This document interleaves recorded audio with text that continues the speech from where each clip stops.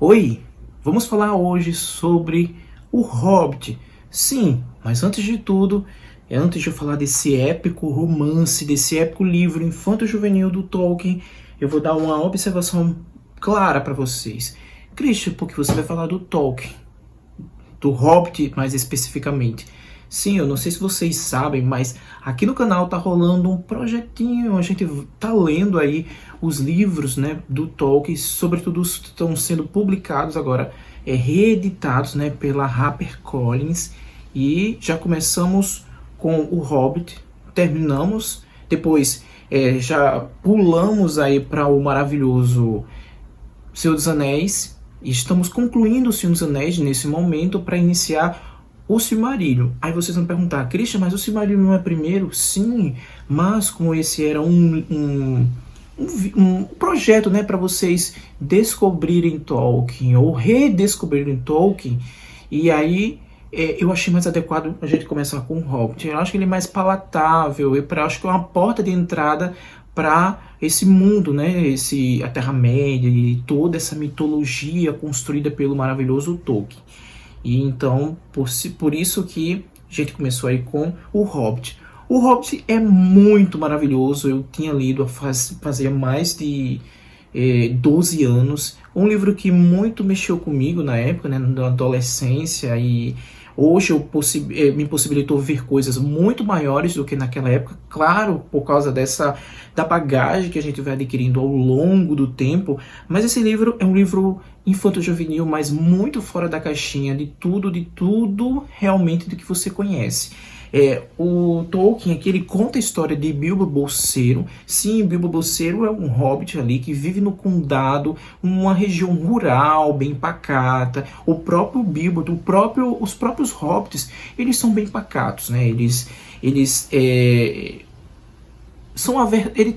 têm uma aversão a sair daquele comodismo, né? Ali para eles tá tudo bom, tá tudo satisfeito. Eles são extremamente metódicos com isso de se aventurar, né? De sair da zona de conforto.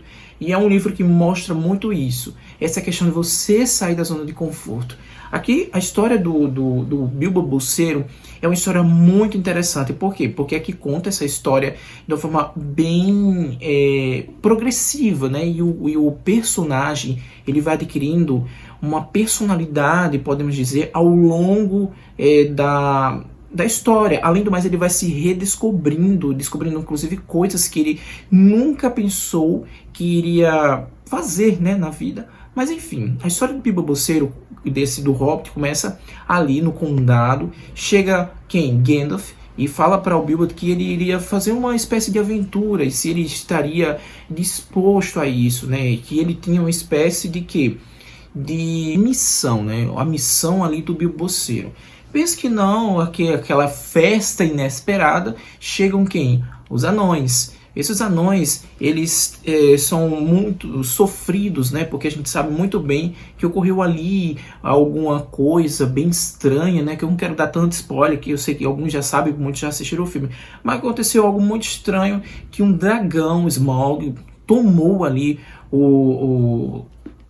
as dependências, né, dos castelos, da propriedade dos anões, inclusive surrupiando, né, roubando o ouro, porque a gente, não sei se vocês sabem, mas os dragões aqui na Terra-média, eles são meio que fissurados. Esse Smaug, ele é meio fissurado e fascinado por ouro, por coisas brilhosas, por pedras preciosas, enfim.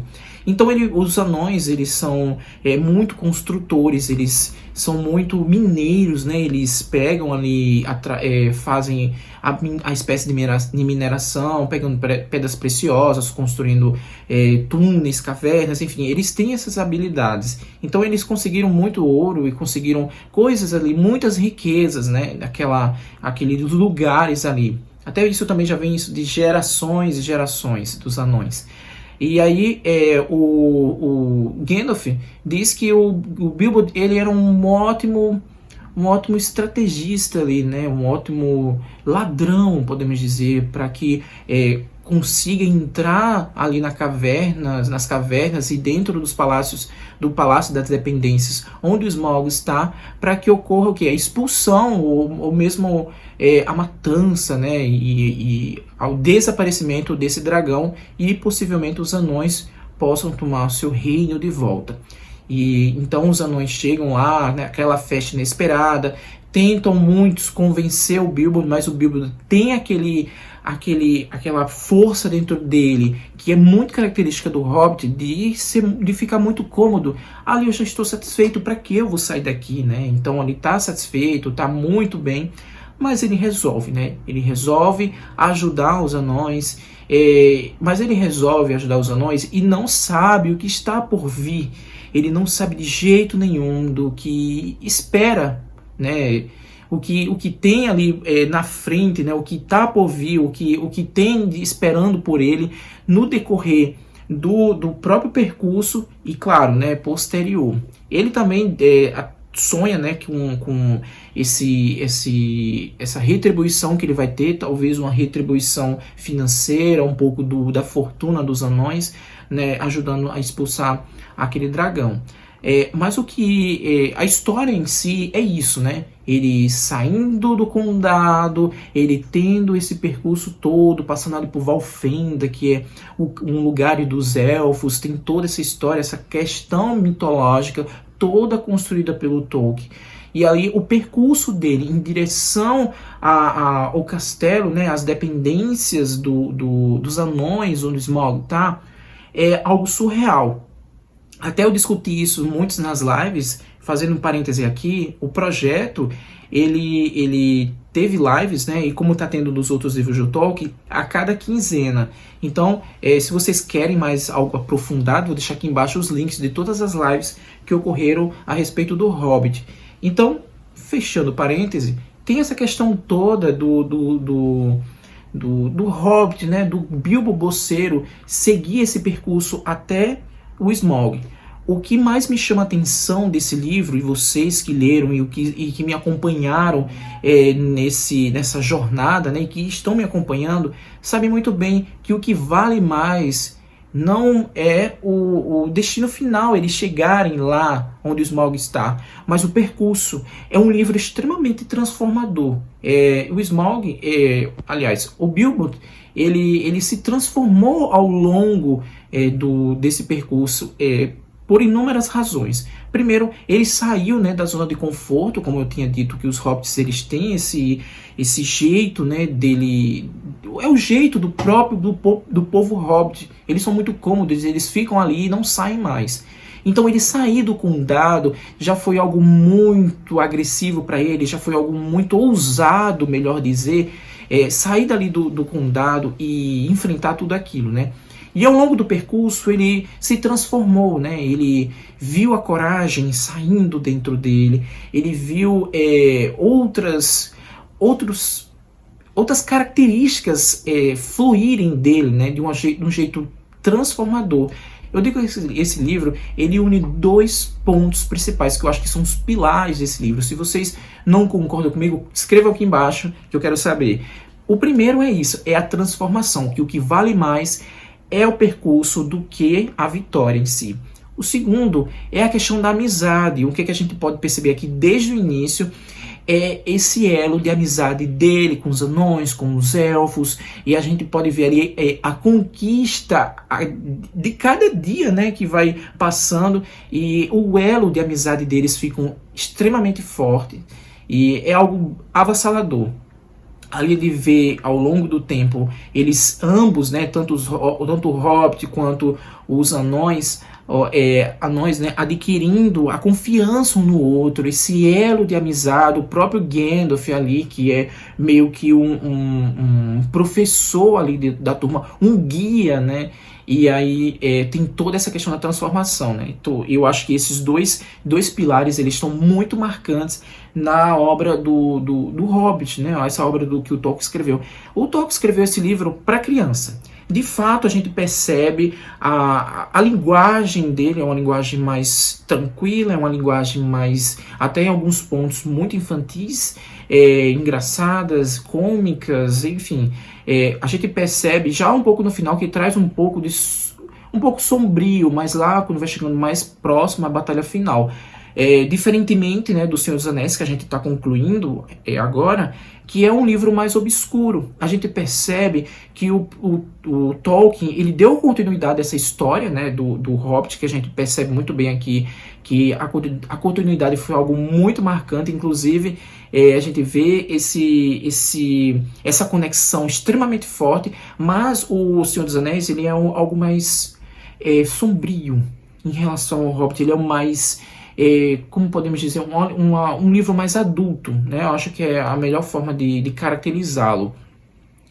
Além de tudo isso, né, que eu falei, das características do Bilbo Bolseiro, que vai adquirindo, vai se redescobrindo, né, ao longo do percurso até chegar lá em Smaug, essa questão dele achar o anel, do poder do anel, da transformação que o anel faz para o Hobbit, né?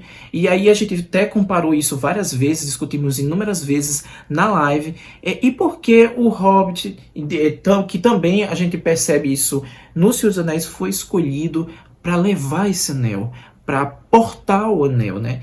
Porque os outros povos ali, tem inúmeros povos na Terra-média, não levou, né? Que a gente percebe muito bem, tem os elfos, tem os anões, enfim, tem inúmeros outros ali, porque eles não portaram o anel, porque eles não pegaram o anel, também levaram.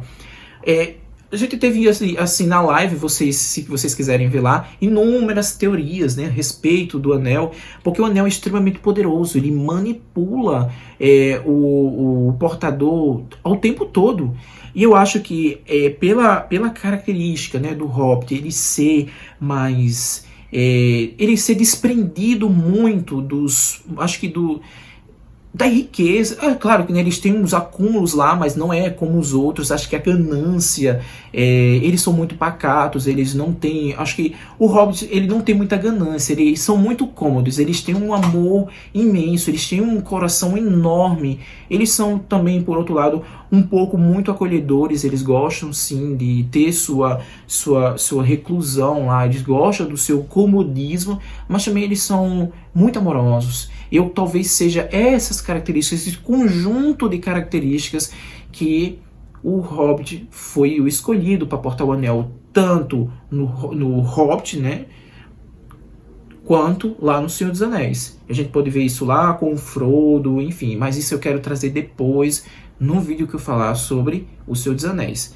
Mas é isso. Eu super recomendo o Hobbit.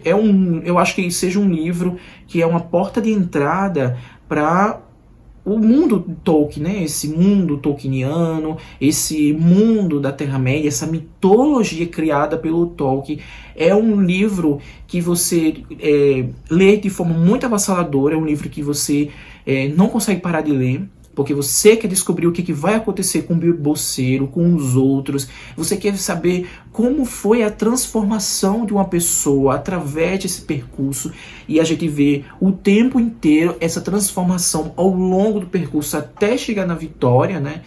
Até chegar no destino final, essa transformação do ser humano, e é algo muito profundo, apesar de ser um livro infanto-juvenil, mas a gente vê essa espécie de profundidade, a transformação de um ser humano através disso. Isso me lembra inúmeras obras que a gente percebe que o personagem ele vai se descobrindo ao longo do livro, né, ao longo da história, e até isso eu comentei inclusive nas lives. Será que isso remete um pouco à Divina Comédia, esse martírio ali, inclusive passando por lugares tão sombrios e que parece como se fossem provas mesmo?